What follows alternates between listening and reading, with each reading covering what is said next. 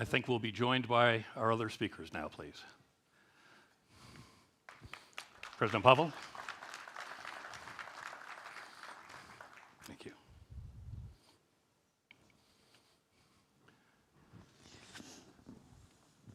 Wonderful to see you. Well, ladies and gentlemen, a very good morning to you. It's great to see you here in Prague. It's wonderful to be once again at a GLOBSEC forum. It's in a different place this year, but that won't matter at all in terms of the substance that we'll achieve throughout this conference. Let me make just a couple of remarks before we begin this really important session. For the Americans who are here, I know you're here and could have been on Labor Day with your families, but you chose to be here at this conference. And we're all grateful that you could participate. And Brad Smith, President Smith, is at the end of the group this morning on the stage. His presence here, and not at Labor Day, speaks volumes for his commitment to this program. Another comment that I'll make is, you'll note the badges that we all wear have a certain color lanyard to them. And I make this comment every year. The lanyards that are green are typically around the necks of young women and men who are the engine to make this conference successful. They are students. They are young entrepreneurs. They all have a commitment to our values. But they're here today and they're here for the next couple of days to make this conference successful. They are the future of this country. They are the future of the Slovak Republic. They are the future for all of us. If you have a moment during this conference, just stop and thank the people with the green lanyards and engage them in a conversation, because they are truly our future.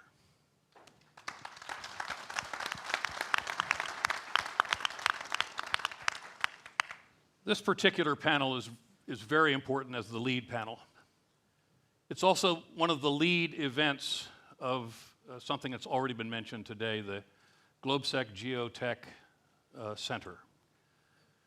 We are facing really daunting technology challenges. And we're about to enter the second quarter of the 21st century. How could that possibly be? But we are. We're deep in this century. And technology and technological innovation has become, in many respects, the defining parameter. Not the independent variable, but one of the principal variables in defining the global order.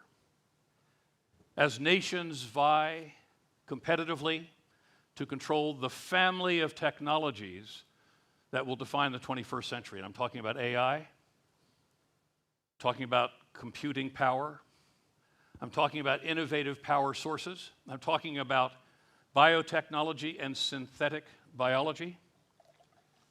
There are so many emerging technologies that aren't just changing the technology environment, but the rate of change is dizzying. And it's something that we as individuals and we as states and citizens of the world have to understand will be central to geopolitics and geostrategic relations as we go forward. It's not just about economic advantage. It's not just about technological advance. These technologies are going to define military capabilities. They're going to define the politics of nations. They're going to define the relationships between and among the countries on the global stage. For us on this panel, for us in this audience, for us in this part of the world, these technologies are also going to be defined by our value system. And it has to be that our values predominate not just our innovation, but the application of these technologies, because, ladies and gentlemen, we all know that around the world these technologies are being applied to control and suppress populations and to manufacture truly terrifying weapon systems and capabilities. We have to be guided by our values as we innovate for the future to uplift our people and to protect our societies. Now, against this backdrop, Europe's focus on regulation has delivered important successes on the global stage. Yet Europe's global success and its role on the global stage is increasingly challenged by competitors. Competitors within the private sector, but competitors that are also state-centric. I'm thinking specifically of the Chinese in this regard. And in fact, just yesterday, Nikkei published an article that stipulates that China now leads the world in 90% of critical tech research. This is not an insignificant commitment by the Chinese going forward. And we have to recognize that these are going to be the challenges that we face, the challenges that Europe will face. So this brings us to some important questions. How do we ensure Europe's future as a technologically capable global power?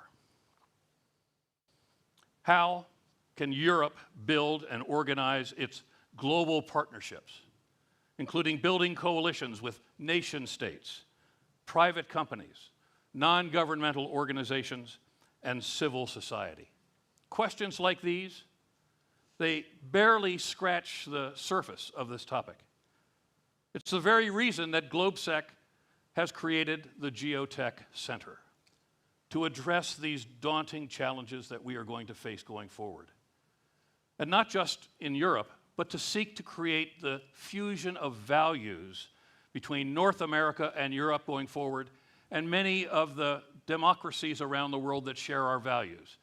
A united democratic front that is technologically advanced is good for humankind. It's good for our societies. It's good for our people. It is good for the world. And we aim through this GeoTech Center ultimately to address many of these. But to offer valuable insights on these issues this morning, we could not have a better qualified panel. You've seen the bios, you know their reputations. I'll introduce them simply by name, and then we'll get into the questions and the answers. We're honored to have on the stage who's already addressed the GeoTech Center and welcomed us as a conference, President Petr Pavel.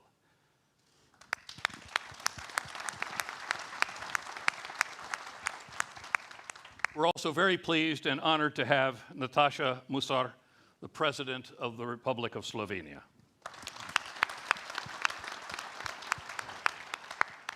We're also honored to have join us today Kersti Kaljulaid, most recent President of Estonia.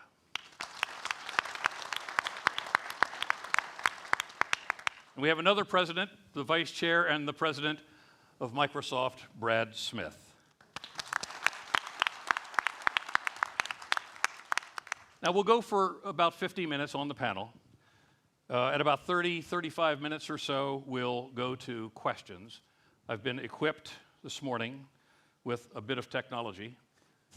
Nothing is more risky than giving a general technology and expecting it to work or the general to be able to work it. But we'll see how it goes at the end, and we'll use Slido for you to post your questions so we can have a good conversation at the end. For the most dangerous things, the president has the other key, so. That's the challenge with leadership. We want to start by talking about the challenge. Let's outline the challenge, and let me go first to you, President Pavel. Now, how do you see the current geopolitical tensions shaping the global technology landscape? And how does technology shape your thinking as a president of a sovereign nation as we go forward?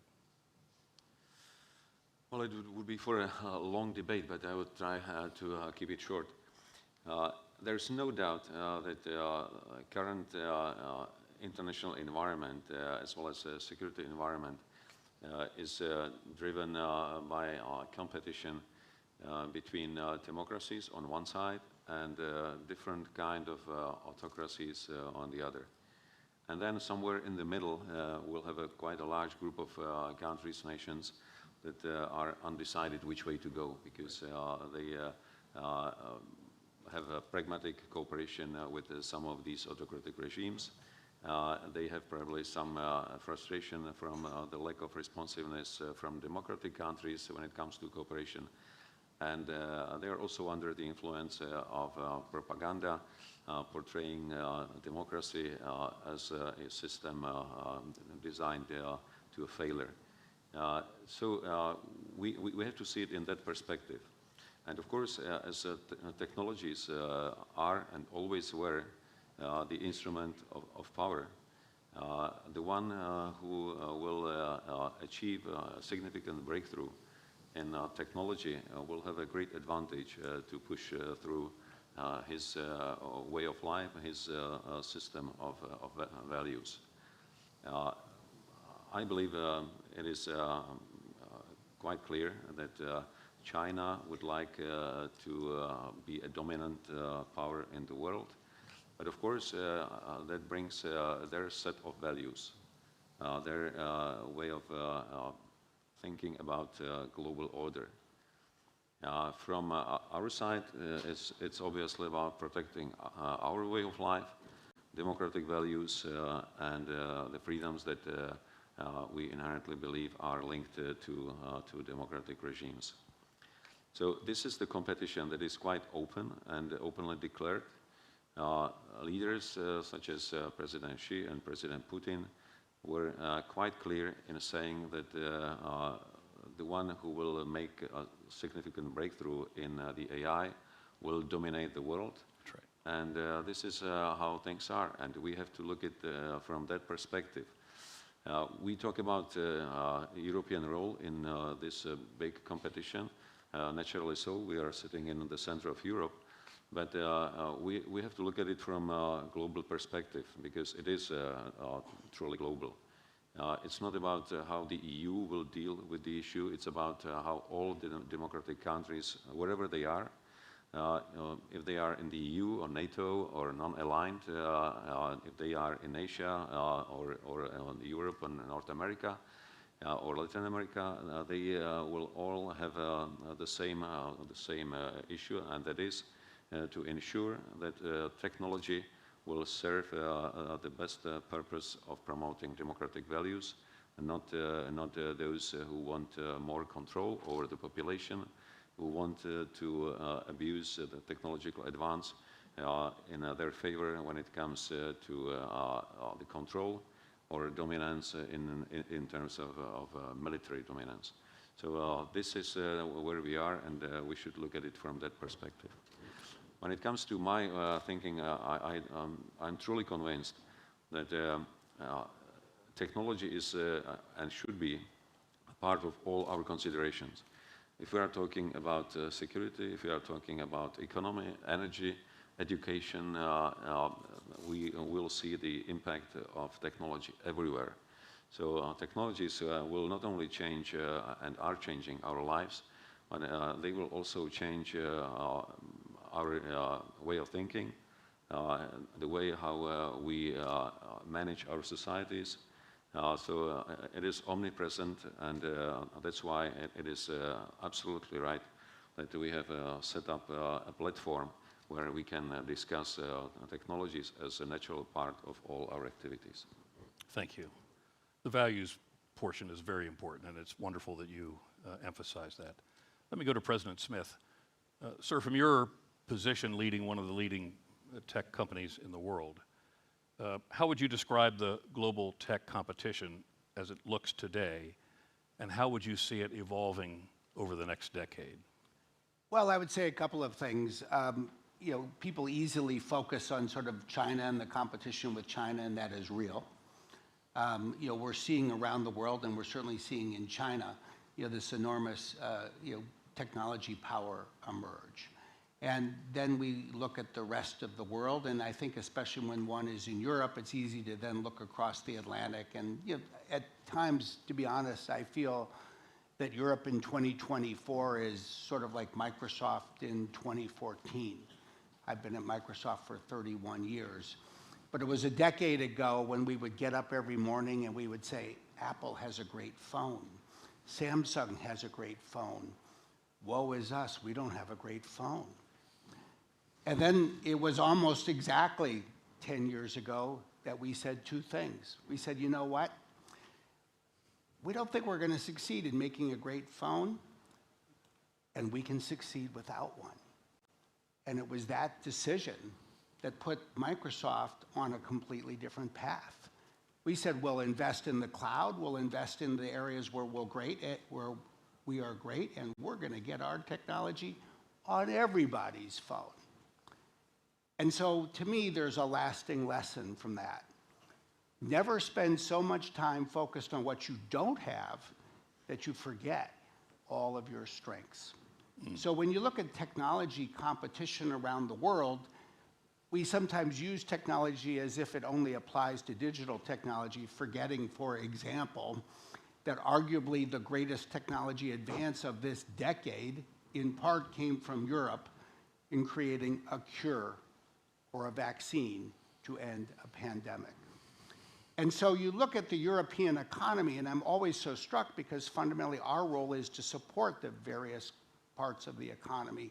The deep domain expertise in vertical segment after vertical segment. Don't lose sight of that. And then, of course, I'm not saying give up on other areas. Work on those too. But then remember that in some ways, I think some of the most important technology advances that are underway and are oncoming are really, say in the case of AI, a new general purpose technology. Something that economists would say will reshape every part of the economy. And the ultimate key to the impact of a general purpose technology on competition between countries and parts of the world is not on where it's invented, it's how quickly it's diffused, how quickly it's then put into every part of the economy. And so then that leads one to focus hard on energy, because it takes a lot, chips, AI models, but ultimately it is the skilling infrastructure that will, I think, really decide how well different countries do in using AI to power every part of the economy into the future. The skilling infrastructure is really important, and Microsoft has done a lot to help countries in doing that. It's also about promoting the human resource as much as possible from the school level up and creating pathways and career patterns that can bring everyone into the mainstream, in particular in the United States and here in Europe, doing much more to get women into this process and to have women become key players throughout the entire career pattern as they move up. And Brad, you said something very important that resonated with me, having done a number of years in the Marine Corps, but it's good advice for everyone here. Be aware of your weaknesses and your vulnerabilities, but capitalize on your strengths. Promote your strengths, leverage your strengths. And that I think is Europe's future. It has to think about the strengths that it brings to the table and not be focused on its vulnerabilities or its weaknesses. President Musar, if I may, man, what are the main challenges for Europe that you see in navigating global competition and in the increasingly technology-driven environment in which we're dealing? First of all, thank you for the invitation. I'm glad to be here to discuss the future of the better world, if I might say so. What are the challenges? You know the saying that United States of America are innovating, European Union is regulating. For the past years, the saying for China wasn't China is replicating. Yeah? For China, this is not the case anymore. They're a highly innovative country nowadays. Exactly. And I see the question here, this is why I want to tackle this topic first, because some people see that regulating technologies in Europe is not a good thing, that we are stopping to a halt the development of modern technologies. But as a lawyer, and I have to be honest, as a human rights lawyer, I see the regulation from a different point of view, because I think that technologies and regulation should go hand in hand, and I will tell you an example. I was part of a very hard negotiation process for a general data protection regulation in European Union. Do you know that this regulation is holding a world record in number of amendments? 3,999 amendments were put forward to make this regulation a bit more compliant with the development of modern technologies. But in the end, we found solutions. You know what happened with the AI? United States was really, really opposing the general data protection regulation, because for the first time in European Union, this regulation has an extraterritorial value and obligations for the companies who want to offer services in European Union. And there was a lot of opposition, a lot of lobbyists. Brussels was full with lobbyists for the GDPR. Now with AI, when I follow the development of this very crucial modern technology, which is going to change our world, I'm pretty sure, now we see that the United States of America and some parts of the world as well are asking for the regulation. That's a total shift, because they see the dangers behind. And believe me, I am happy to live in European Union, because European Union is the leader in regulation. But still, I think that the regulation is needed more than ever in the AI world. Of course, we have to be careful not to, stop the development. But I think that the AI Act of European Union, which is going to be first one in the world, again, we are the leaders here, found the right proportionality principles to be built inside of this AI Act. And just to briefly explain, there are 3 pillars of how to regulate AI. First one is what is explicitly not allowed, where AI is not allowed to be used. That's a red light, so full stop. The second pillar is dangerous technologies, which needs to be supervised and regulated. This is the core of the AI Act. And then the third point is no dangers at all. You can use the AI and follow the rules. I think this is the right step forward. But I would like to mention one more thing, because European Union is not regulating that, and it's a reason for that, because the defense is out of the regulation. It's on European Union member states. At the beginning, when we started a discussion about artificial intelligence, we discussed a lot also about the automotive weapons. So this is where, as a human rights lawyer, as a lawyer, I see dangers. And why am I telling you this? Because United Nations are now stepping in, which is a global multilateral organization. They need to do their job, their task as well. And the first regulation which was adopted at the General Assembly last year, at the end of November, I think, is asking Secretary General Guterres to ask all the members of the United Nations to evaluate how to regulate AI in the weapons industry.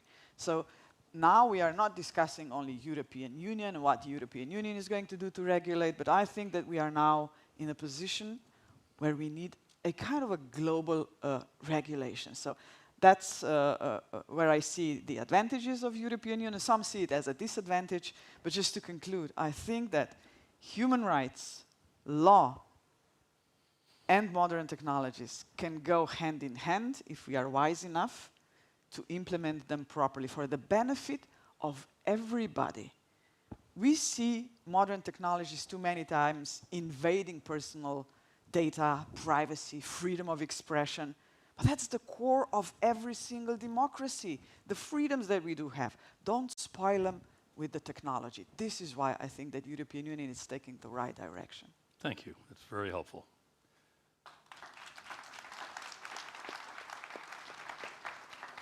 My notes said pause for applause, so we anticipated those comments would elicit a great response. President Kaljulaid, what do you, as you think across the spectrum of competitiveness today, especially about Europe, what are your thoughts, please, on that? Yes, my understanding is that all technologies which humankind has created since axe and fire actually can be put to good use and bad use. And if we are afraid of bad use of technologies, then the worst thing we can do is not to use these technologies also for the good reasons, because this will make us to fall further behind.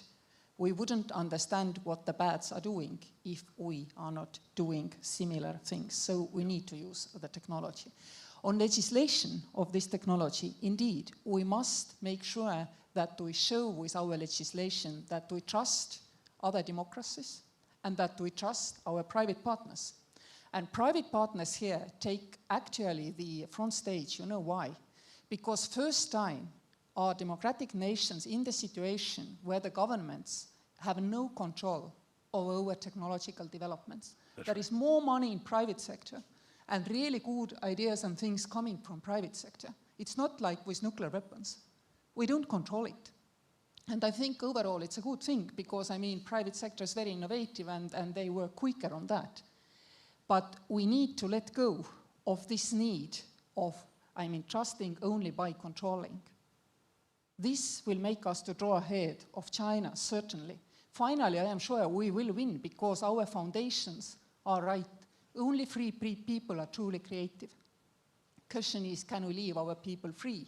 Not only nominally and in democratic sense, but also in the business sense. So how to regulate? Legal cycle is far longer than is tech cycle. So all legislation which we put in place has to be instinctively understood in a way like we regulate our analog society. Everything which cannot be done in analog world must be forbidden in the digital world. Frankly, we don't need new legislation for that. It's far less complex and far less technical to regulate this way. I give you a very simple example. In a democratic nation, if somebody has bad social background, we don't lock them up because maybe they will develop criminal tendencies. Similarly, you do not use technology to predict what people might do in the future, what they want to do in the future, and act accordingly to limit their freedom. But is there anything new to legislate then? That's my question. I think also, and I very much agree with you, we need to get to the supranational understanding of new technologies and legislation of technologies. But the only way to get there quickly as we need, and to be ready also for the next and thereafter next generations of technology, is to go with this instinct that what is possible or what is forbidden in analog is similarly forbidden or possible in the AI and digital world. Thank you. Well done. In a session we had earlier this morning, we talked about how tech innovation and the capacity for tech development and the fielding of new technologies is really forming around 4 centers: North America, Europe, China, and India. And where they are in relation to each other remains to be determined. I think we all have an idea right now. But for President Smith, often there is the observation made that Europe is lagging behind North America, the United States in particular, and China. And as India becomes a more powerful, innovative source as time goes on, would you have advice for European leaders on how they should think about increasing the competitiveness of Europe overall, in particular, ending up 3rd or 4th in the stack in this GeoTech competition in the 21st century isn't a very good place to be. So your thoughts perhaps on how you might advise European leaders in that regard. Yeah, I would say 2 things. And first, I would just perhaps complement and build upon the last 2 comments by saying I do think that there is an important role for the rule of law and for regulation as well. That's not typically the American view or the American tech sector view. I find more typically with my colleagues in the tech sector, they're saying, we should just have unregulated AI, and that way we'll have faster innovation. And I often point out to them that if you go to the grocery store in the United States or anywhere in Europe or in the world, you can see whole milk and skim milk and chocolate milk and soy milk and almond milk, but you know what? It's all safe milk because there are safety standards and inspectors.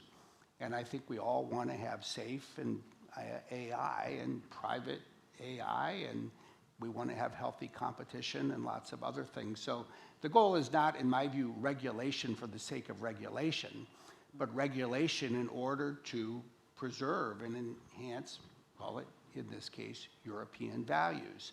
So I think the fundamental challenge for Europe, and indeed it's really the fundamental challenge everywhere, is how to put in place the right legal and regulatory floor to reinforce those values and preserve them while also accelerating investment in new technologies and their use.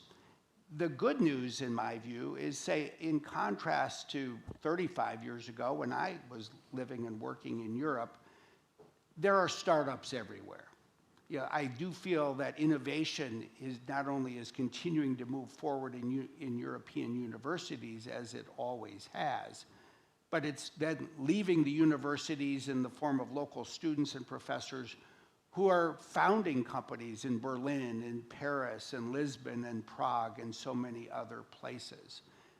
There is a much more vibrant engineering community when you look at digital technology or something like AI than there was a quarter of a century ago.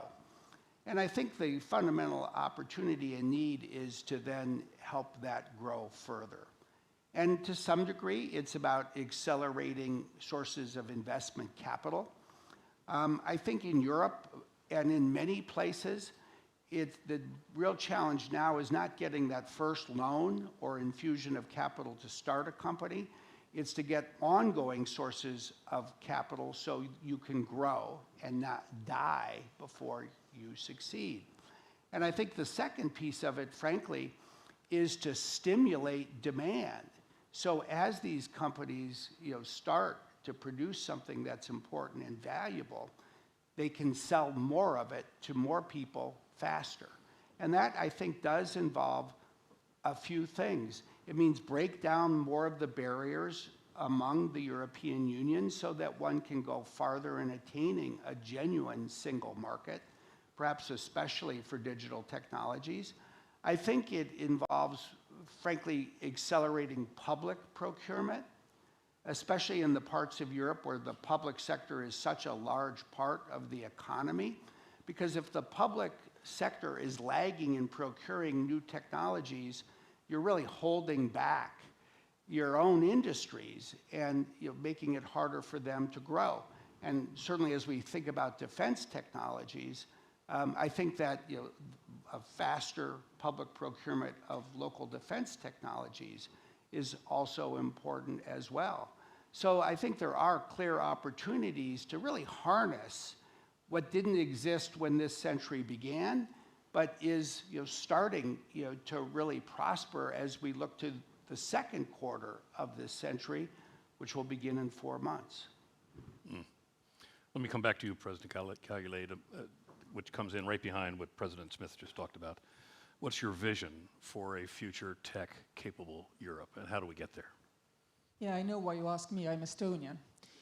And everybody knows that's right. Estonians for their digital prowess. But the good thing for the Europeans to know is that Estonia has never created any of this technology which we became known for using. Yes, we are now starting gradually also to develop new tech based on our quick copying, quick following. And I think this is the European way.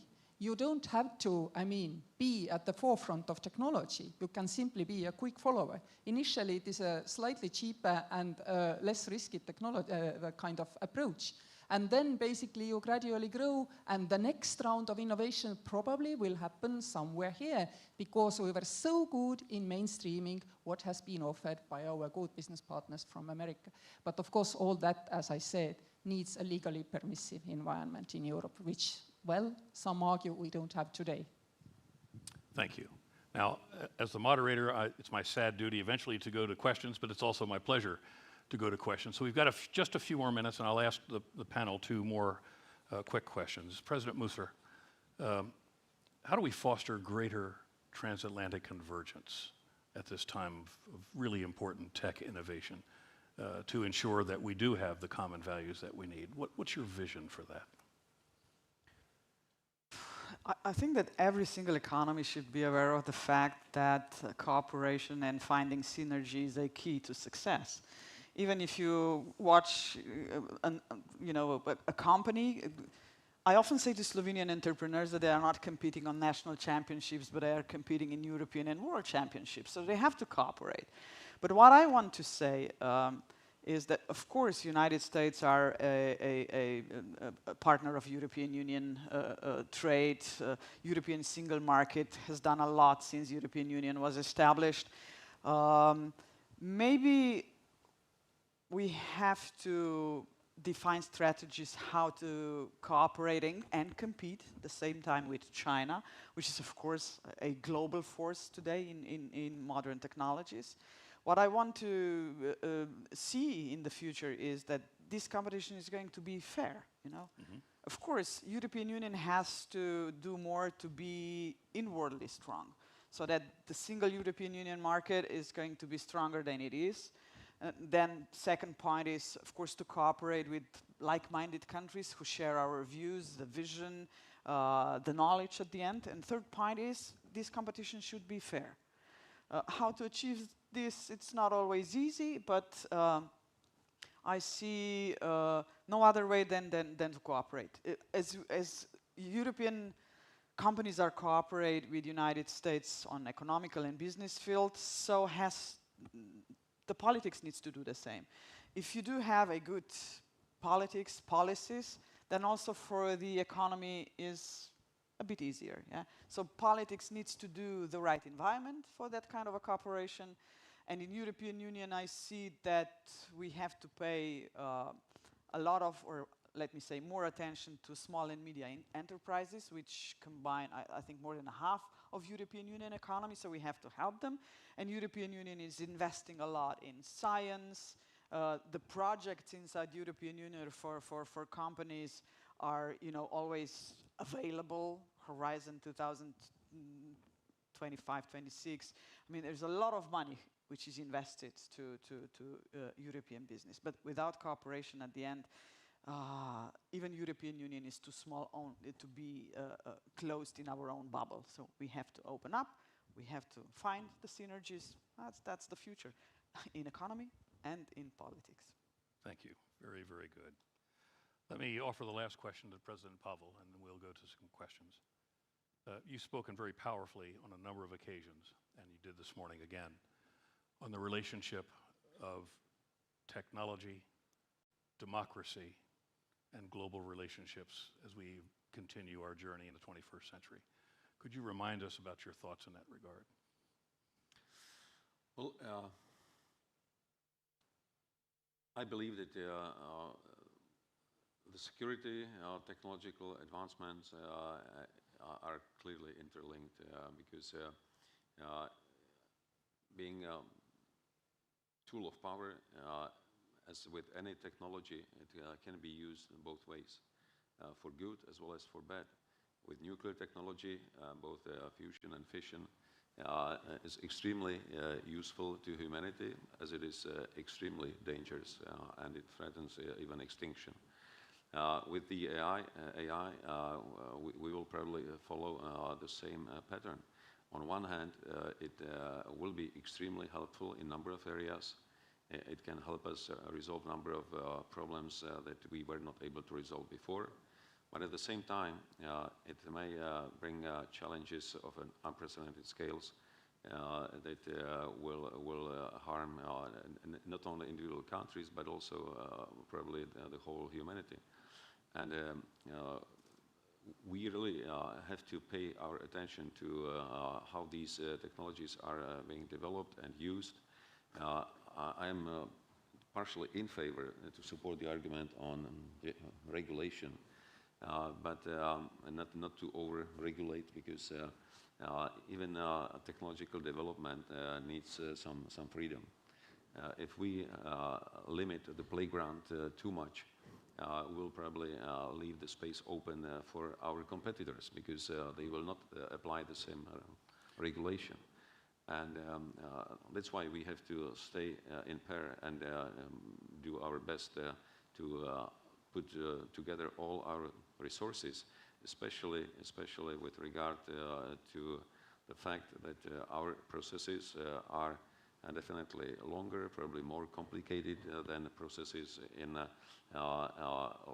less democratic or undemocratic countries, because they have a central control. They can apply changes very quickly, while we have to use our processes that will have to be agreed by many. So in this case, I really believe in as great cooperation as possible, openness, because quite often we are trapped by our protectionism, being it in countries' boundaries or the EU versus United States, instead of reminding ourselves that our competitors are not among democratic countries, but they are in different parts of the world. So wherever we come to a point where we try to limit our will to share, where we want to protect our own economic interests, we have to remind ourselves that by competing with each other, we are giving an advantage to our adversaries. That's quite a simple thinking. I think we should apply it on all issues that we deal with. Thank you. Democracy is, in fact, under pressure around the world in so many ways. And often we don't see how democracy is under pressure from technological innovation. This is why the idea that it's not just about Europe, it's not just about North America, but it's also about the great democracies in East Asia as well, who are leading in technological development, who are leading in investment, who are leading in the protection of human rights and the rule of law. This is a global democratic challenge for us, and our capacity, as I said earlier, to combine our innovative resources, it will be the challenge of our time.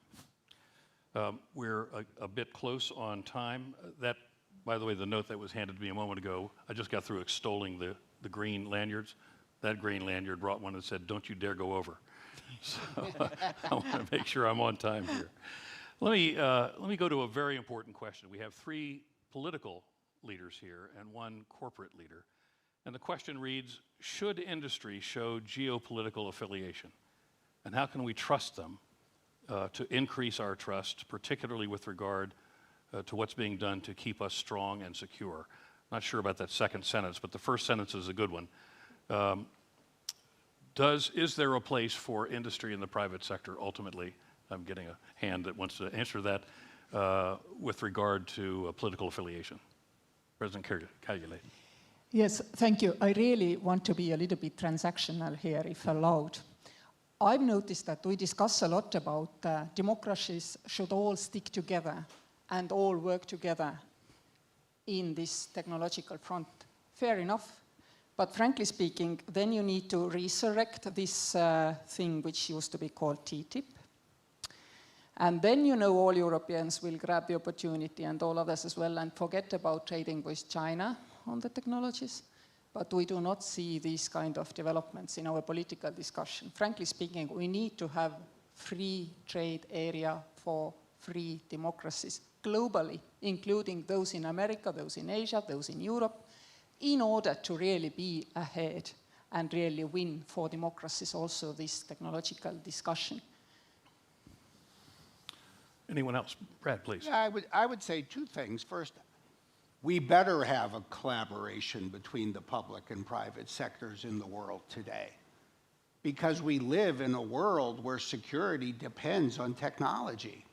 And the technology that in so many ways is changing the world is not being created by governments. Not even in China is it being created by governments. It may be state subsidized. It's being created by the private sector. And when you look at cyberspace, which is really now a 4th plane of war, Right. It is mostly in private hands. So if we don't have effective collaboration, we're not going to be successful in defending Europe, North America, or the free world as a whole. And second, I think that calls the question for companies, where do you stand? And I'm not here to say never sell in China. There are certain technologies in a controlled way that we will provide there. And there are certain humanitarian needs that I think exist everywhere. When you talk about, say, things that support healthcare or the education of the youngest people on the planet. But I come here today representing a company that has spent more than €500 million in the last 2 years in financial and technology assistance to defend Ukraine. So you're darn right. It's right that companies do this. And I will say, I'm not here to say, oh, just trust us, trust and verify. That's why you have rules of law and regulations. But ask us and expect us to do great things. Because people don't typically do great things unless it's asked of them and even expected of them to do so. Thank you. That's very good. President Pavel. I would like just to strengthen this point because I'll give you a short example from my past. As the militaries were shrinking, they abandoned their research and development. They were focusing on doing their core business, but they were not able to follow the trends. So suddenly it was not the military, but the defense industry companies who were actually setting the trends, who were coming up to militaries saying what they could offer for them to be better and more effective. Today, when I transfer it to a much broader scope, it's not the state and its institutions, it's private companies who have the drive, the resources, the capacity to do the research, to advance technologies. And that's why I think there is no other way than for governments to work in a close coordination with private business in a very open and transparent relationship. Sometimes working with private companies involves some fears from corruption, lack of transparency. I think we can easily overcome that, but hiding behind the fear from corruption and thus justifying our lack of communication with the private sector is simply suicidal.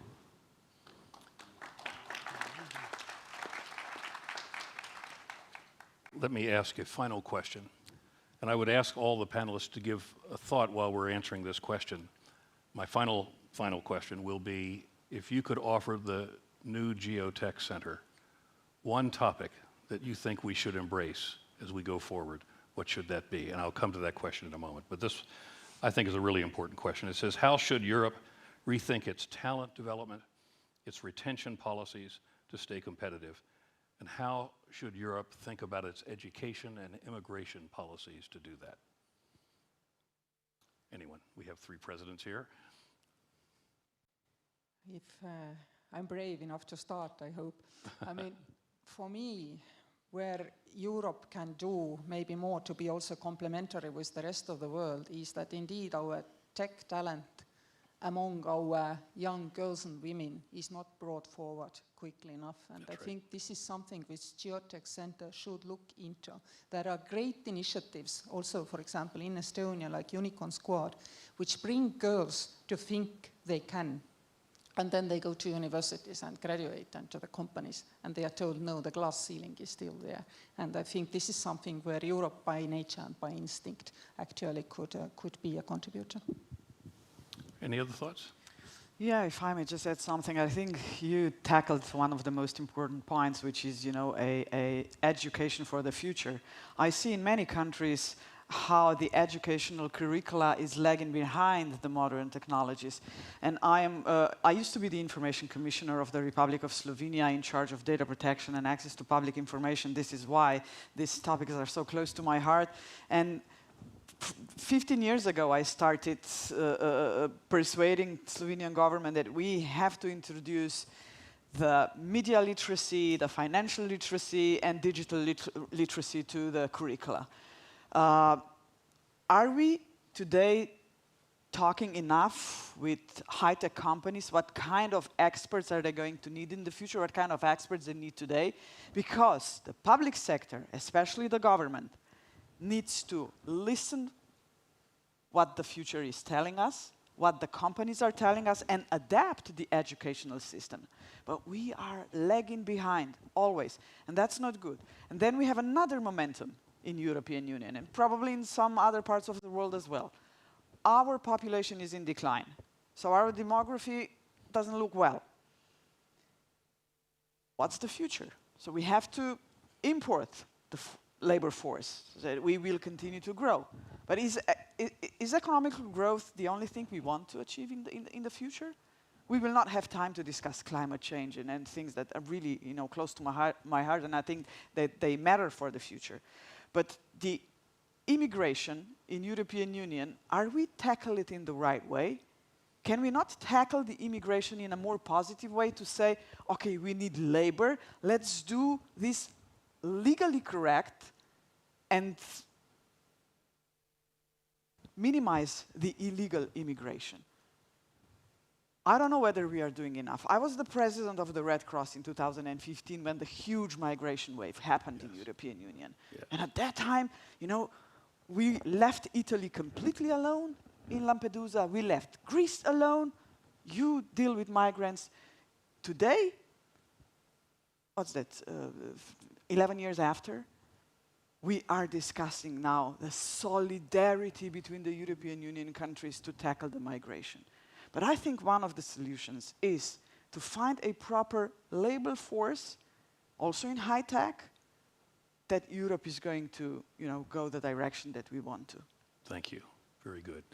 Brad Smith. I would just say, to put it in very practical terms, you could consider this. Microsoft has more than 1,000 engineers employed here in Prague. It's a great engineering center, and the engineers here work on all kinds of products that you probably think of as American, not realizing that in so many ways they're developed here in Europe by many people who are citizens of the Czech Republic.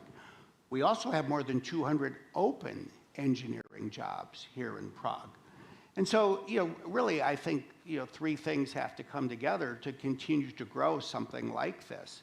First, it has to be a place that is welcoming of people, including people from around the world and not just people who grew up here. Second, it does need to be a place where more people can grow up here and get the kinds of degrees to fill the jobs that we have. And third, it needs the kind of immigration system that does enable people to then come and join that workforce. One of the great things about Prague, one of the great things about the Czech Republic, for 25, 30 years, it's brought together all three of those things, and I think it's a great success story. And you see it in many other places across Europe as well. Thank you, Brad. So we come to the end. The President and all of you have expressed your support for the GeoTech Center. President Smith this morning announced that Microsoft is going to support us as well. I'll leave that to you if you'd like to elaborate on that. This is the speed round. If you could tell me one thing as the director of the center, what should I concentrate on going forward? President Pavel. I would probably suggest that we think big and we extend our invitation to our partners, democratic partners on the other side of the globe, to have them on board, Japan, Korea, Australia, New Zealand, potentially even Israel, and other countries who would be interested to share, because the more countries are on board, the better chances for success. Excellent, thank you. President Musar. So what those kind of centers should do, what the key topics to be developed should be, I can say two things. Fight climate change. For me, it's really very important. Also for climate change, the regulations we are now facing in European Union are saying, oh, this regulation is going to kill, the economy because we have to become sustainable and green. But again, at the end, young entrepreneurs that I'm talking to, they always find solutions in favor of fighting versus climate change. Yeah? So climate change, and I have to mention one more thing, which is the greatest threat to all democracies around the globe. That's fight against disinformation. That's, I have to finish with. Absolutely, yeah. Thank you. President Kaljulaid.